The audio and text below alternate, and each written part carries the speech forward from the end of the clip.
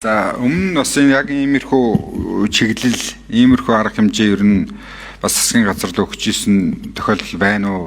За ер нь бол сүүлийн тэгэл нэг 20 жил утааны асуудал яриад түрүүн жаргалангийн гэлдгээр нэг гал унтраах арга хэмжээ авсан байсан хоёрын оронд явсаар байгаад ингээд өнөөдрийн нөхцөл байдал үүсцэн. Тэгэхээр ер нь бол бас нэлээд тийм шийдэмгийн арга хэмжээ л авах нь зөв байх та. Тэгэл одоо ингэж яваал эн чинь яваал замраал тэгэл нэг утаа мэдрэгч за эсвэл нэг түлшний сайжруулалт гэж явсаар байгаа л ингээд өнөөдөр чинь дэлхий чи хаашаа явж гин вэ? Тэгэхээр бид нар бас нэг энэ дээр бол энэ технологийн шийдлүүдийг харсан эсвэл одоо бас ингээд арай нэг өөр арга замаар л явахгүй бол өнөөдрийн арга замаар яваад бол хааштай энэ бүтэхгүй.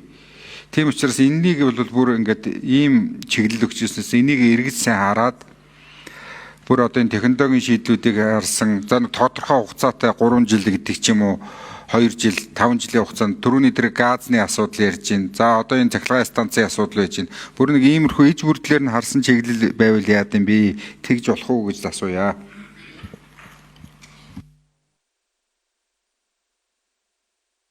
За хариулъя Чимбэрэн гишүүн.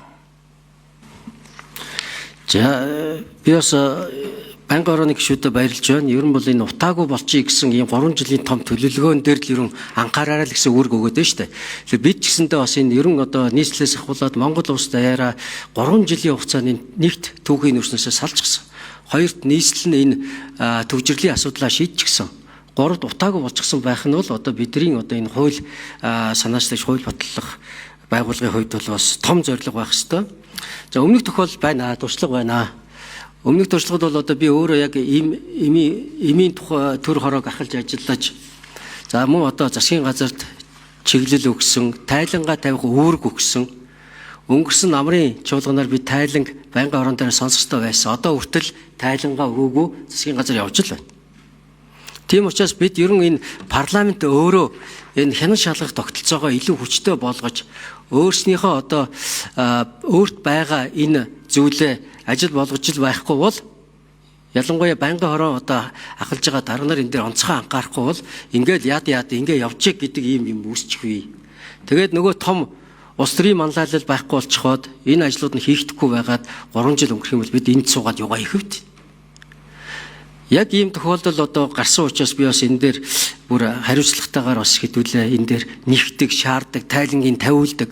Тэр ч утгаараа бидний одоо гол хүсэж байгаа зүйл бол энэ дид хороо байгуул, байнгын үйл ажиллагаатай энэ 3 жилийн хугацаанд утааг бууруулах зорилготой дид хороогоо байгуулъя.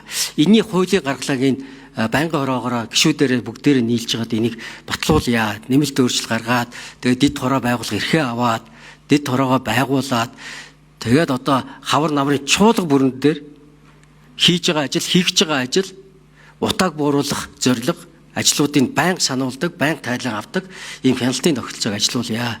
Тэгэхээр энэ дээр бас та бүхэн дэмжиж өгөөрэй гэж хүсэж байна.